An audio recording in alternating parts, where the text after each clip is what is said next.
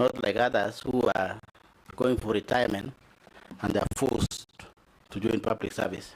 So my question to the nominee is this. Is coming in at a time when we can view or see agriculture as dead, which is actually supposed to be the backbone of this country. But the sector is dead. And what I mean, Honorable Speaker, is if you look at outlet, which is market of agriculture, is dead.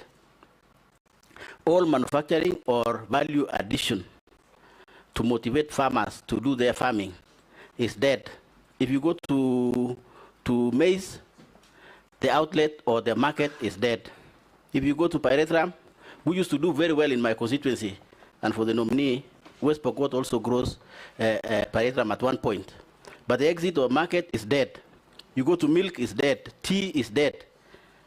And you have been in public service. And suppose this committee and parliament approves you, I would like to know what you are going to do to improve this sector, particularly the value addition. Because if there's no value addition, then there's no motivation for farmers to do farming. What are you doing farming for? You don't get any money. And therefore, maybe you need to tell this committee, then how will you treat this market or outlet so that they can motivate now farmers and your work will be more easier. Number two, agriculture is basically devolved. Almost 100% devolved. It's almost like health. So in this sector, we are interviewing you, and yet the backbone of agriculture is at the county level, which National Assembly cannot access. So how will you work if you are approved? Because unless you work with counties, then your work will be theoretical, and maybe now dealing with cartels, or even those cartels might also change you to become a cartel. And as Honorable Juliet says, you might find yourself no job in a year. What do you want? Would you like to propose a nexus between yourself or national government with county governments? Like, for example, having a summit between the Minister for Agriculture and all ministers of counties' agricultures. Like having a summit, maybe 3 months, maybe 4 months. Like in health, doctors have succeeded to link national government with county governments. But there's no link within agriculture, national level and county level. What will you do in those two areas? Thank you, Speaker. Yes, Dr. Okay, thank you, Mr. Speaker, and thank you, Honorable Pkosing, for that. Yes, I agree with you. There's the challenge of agriculture as it looks at the moment. Because when you look through the figures and the statistics, it indicates that despite agriculture being the backbone of our economy, we are not doing very well. When it comes to even our exports, we are not doing well. We are importing a lot of food into this country, almost worth about $4 billion.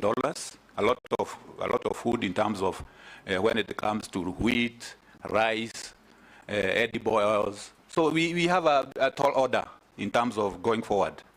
And food security sometimes is threatened when it comes to maize production. But the last season has proved, for instance, that with good interventions, like the subsidized fertilizer, despite the problems, we can still have food security, where we produce over 48 million bags, and farmers are able to, and the country is able to have semblance, a good food security. So I would first of all approach food security as one of the key areas in terms of making sure the farmers have, when approved, the farmers have those inputs, especially the fertilizer, as indicated before. The food security is also about making sure that those inputs are delivered on time and they are good quality. And the other issue, which is related to your second question, is apart from inputs, farmers need services. And these services are to be provided according to the Constitution. These are functions which are devolved, like extension. Extension, I would dare say that where I started those years ago, I feel pained to see what is happening. Extension, as we know it, is dead. Completely. Yes, it is dead. You go to the farmers have left to be their own devices. They don't know what to do. And agriculture is about technology. You without the appropriate technology, you can do very little in terms of productivity. So this issue about engaging the counties will be, if I'm approved, will be one of my greatest and clearest priority, in that I will use all the structures which are provided, the intergovernmental structures, to engage the counties, to see what we can do, capacity build them, to fill the gaps.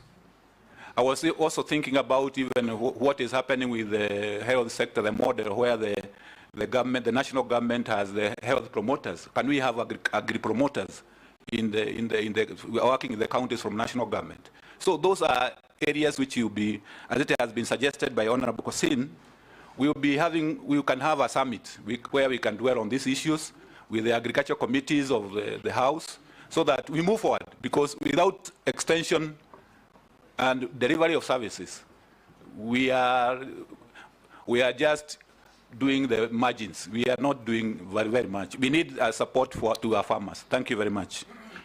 You are aware that formulation of agricultural policy, even where it's devolved, is still vested in you.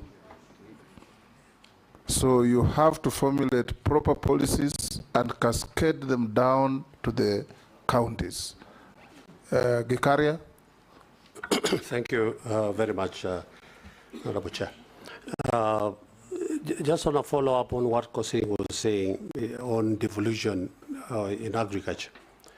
There are so many state agencies and regional developments which are duplicating what is being done at the county level. My question is, what concrete plans are you going to put in place to avoid that duplicity of functions and wastage? Secondly, unemployment is a huge concern in this country. What policies are you intending to bring to the ministry to encourage the young Kenyans to venture into agricultural activity as a form of employment and engagement in terms of to reduce the unemployment aspect in the country? Thank you.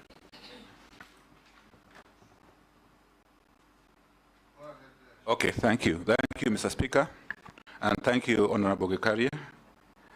The duplication is because one of the biggest challenges in every sector is coordination. If you don't have good coordination, the duplication will occur.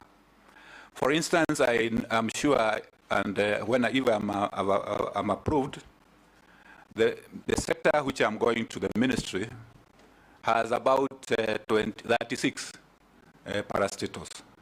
Very many of them doing various things. But are they coordinated? Are they tuned to the priorities of the sector? I think that is my challenge as the incoming CS, if I am approved, to make sure that they are tuned to what is the priorities of the sector. Because I think some of them are not, they are doing their mandate and they are semi-autonomous, but we need to work as a team, to work towards a certain goal. So apart from coordinating with counties, there are also inter-ministerial coordination which is required to make sure that those parastatals and agencies are working towards the laid down priorities. Employment. Agriculture is the biggest sector in our economy. I'm quite aware of that.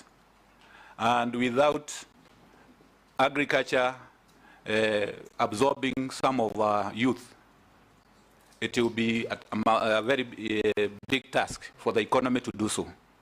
So we will be, if I'm approved in this by this committee, I will endeavor to make sure that the youth are taken care of, especially by